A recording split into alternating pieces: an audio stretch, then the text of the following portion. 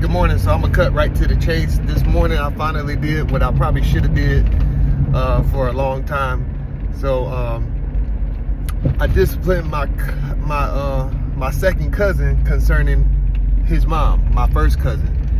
Long story short, my second cousin, which is the kid of my first cousin, tends to have a slick mouth with his mom. And oftentimes I just be silent and, I don't say anything, thinking that, hey, it's not my place, it's not my kid.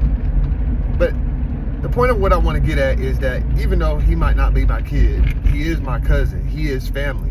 And I just want to narrow it down primarily on the subject of men doing what they're called to do within the household. I just want to think of and talk about that right now, because this not going to make, especially the wrong kind of woman happy. Kids need men in their lives. Most assuredly, boys do, but girls do as well. And for a long time, it's been an assault on men in the home doing what they have been called to do. There needs to be a man's voice in the house. I'm talking family house, and I'm definitely talking spiritual house, as in church as well. For too long, women have been running things because they've had to. But the thing about it is, on the flip side is, when men actually stand up and start to be in their rightful place as what they're supposed to do, then women oftentimes like to lean back on the patriarchal society and just men or whatever, and it's just like, no, you can't have your cake and eat it too.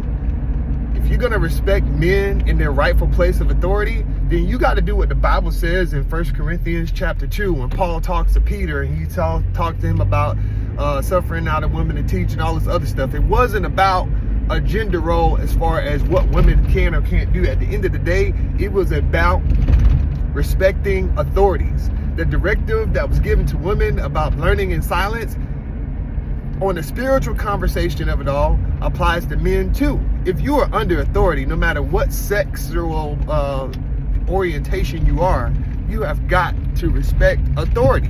You just do. You just do. So it's less about a sexist issue and more about respecting authority. And there's too much of this patriarchal critique within culture today that unfortunately has made its way into the church, and the church is worse off for it. This is why you have leaders that shouldn't be leaders that are leading people, or leaders that are ultimately being used or propped up because they're not as hard of a leader as somebody is that you actually need. I'm not going to make this long because I got to get to work. But at the end of the day, we need male leadership. And it's not against women, because women are in their rightful place. And it's more than beyond rightful leadership in the male perspective at all, as well. Ultimately, what needs to happen is we need to respect authority, whether you're a woman or whether you're a male. And just because you're under somebody that you like doesn't necessarily mean that you respect authority. Because heck, me growing up, I gravitated towards my mom, who is an authority figure, but just not the authority figure that I needed. Because I played on her emotions and I played on her heart towards me. And that's what a lot of us are doing. We go and we elect leaders that cater to us in a selfish kind of way, instead of electing leaders that cater to us in a way that's actually going to cause us to grow. And most of us are weak because we elect leaders that are leaders and they are authorities in their own right, but we have made idols out of these leaders. They're not the leaders that God will have lead us. They're God-ordained leaders, but they're just not God-ordained leaders for us. And we're weaker because of it, because we need certain things.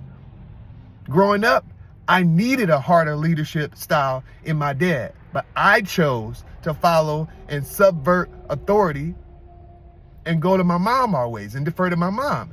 And that was wrong, even though my mom is a God-ordained authority figure in my life. Because she's my parent, I needed my dad more. And now, as a mature adult, I understand that.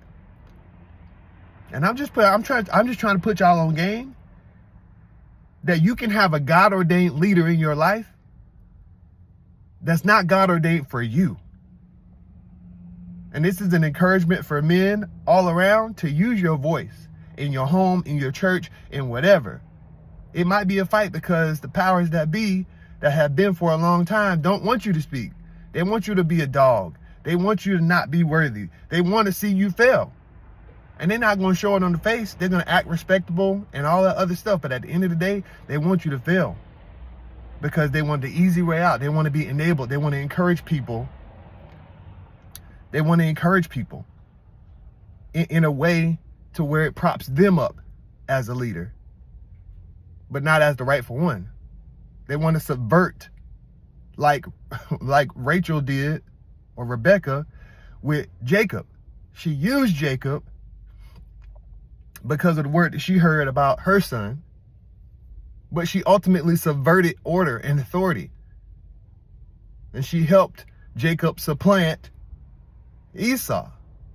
It's deep, and I can't get into it because I got to get to work, but I hope that in me saying something is said enough. Men, stand up and be the rightful leaders.